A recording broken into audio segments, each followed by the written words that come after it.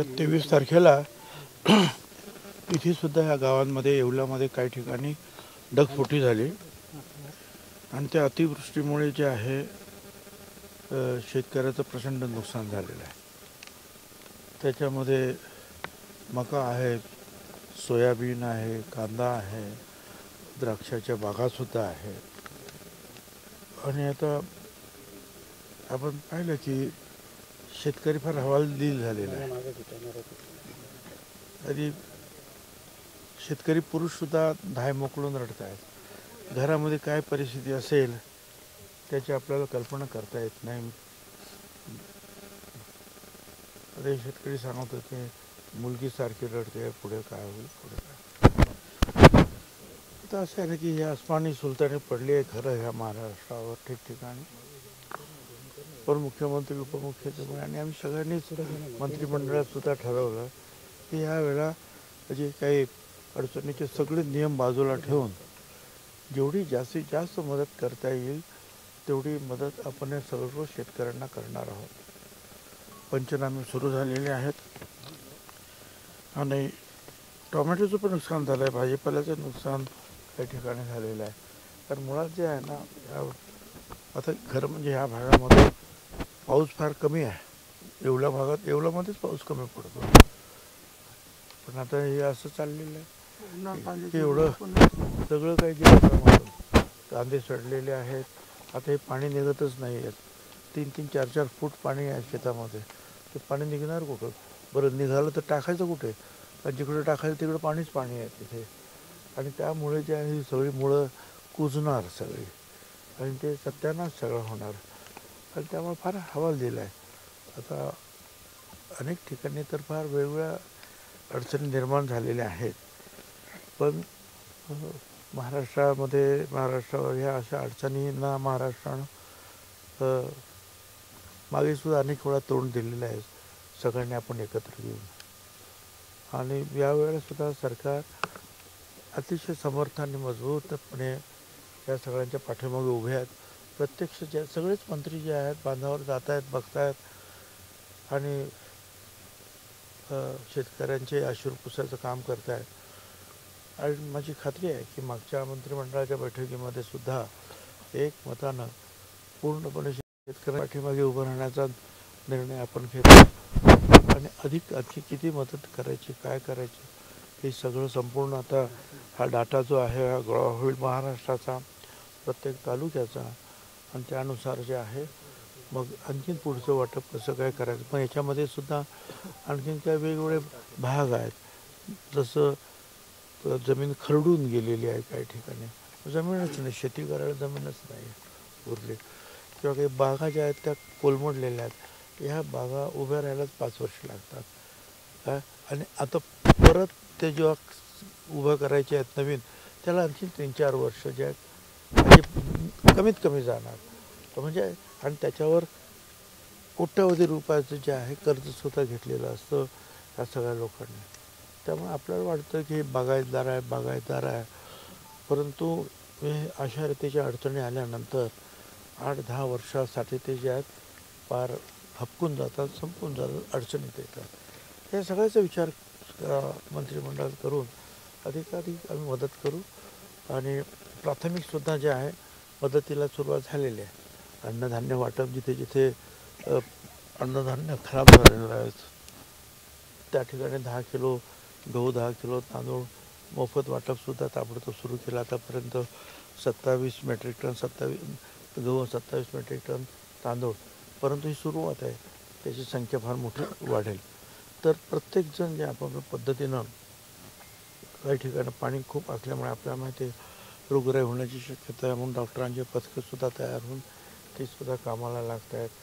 काही ठिकाणी गव्हर्नमेंटच्या ज्या शाळा असतील, दवाखाने असतील, ते ग्रामपंचायतीचे किंवा इतर काही लोकांचे जे आहेत ग्रामसेवकांचे वगैरे कार्यालय वगैरे आहेत त्यांची नासधूस झालेली आहे। शाळेत जाणारी जी मुलं आहेत ती पुस्तकं जे आहेत ते पुस्तकांचं वह्यांचं पाणी झालेलं दाखवत आहेत आणि ते समोर ठेवून अगदी त्यांच्या मनावर काय परिणाम होते ते तुम्ही दाखवलं सगळं तर या सगळ्यांना मला सावरावं लागेल आणि सर्व काही विचार करून त्यावेळेला महाराष्ट्राच्या ह्या शेतकऱ्यांच्या पाठीमागे पूर्ण महाराष्ट्रानं उभं राहणं हे आवश्यक आहे असं मी समजतो.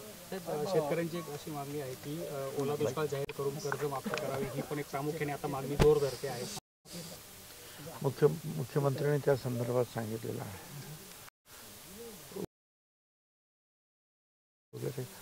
आपल्याला शेतकऱ्यांना आर्थिक सहाय्यच द्यायचं आहे ना, ते पूर्ण सहाय्य दिलं जाईल ना, काळजी कशाला करताय.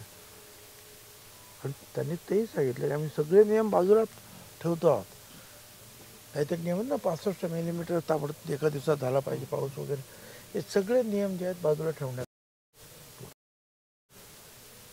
त्यामुळे मला असं वाटतं की आणि शेवटी काय सगळे मंत्री जे आहेत त्यांना बांधावं, कारण ते स्वतः मुख्यमंत्री आणि उपमुख्यमंत्री फिरतात ना, काही ठिकाणी जावं लागतंय त्यांना, आपण पाहिलेलं आहे.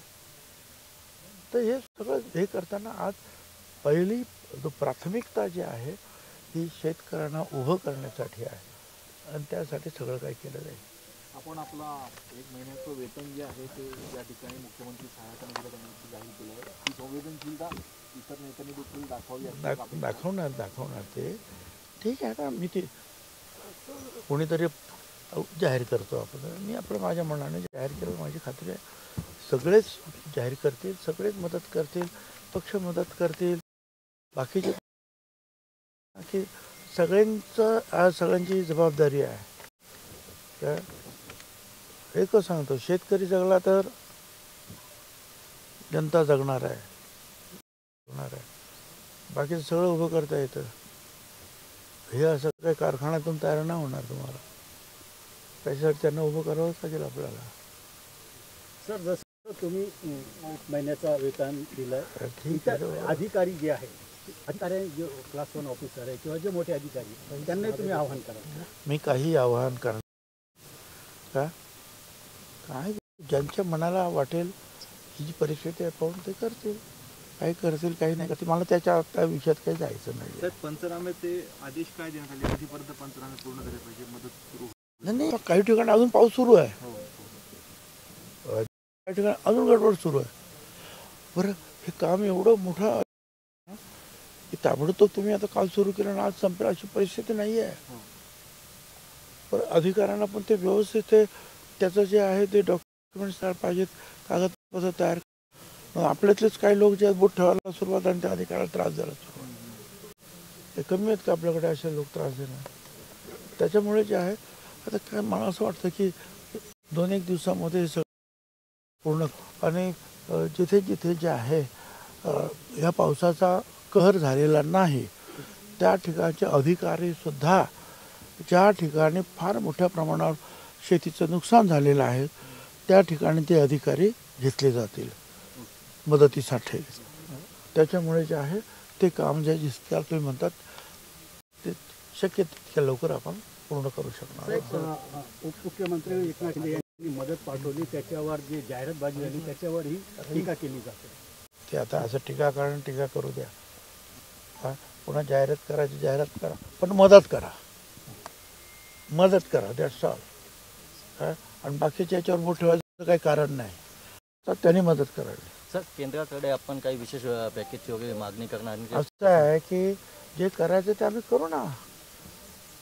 केंद्रसुद्धा प्रत्येक राज्याला केंद्राचा ठराविक ज्या वेळेला ही नॅशनल कलामिटी सारखंच आहे हा भाग, त्याच्यासाठी किती मदत द्यायची आणि त्याच्यापेक्षा जास्त मदत द्यायची असेल तर ती सुद्धा केंद्र सरकार देत आहे.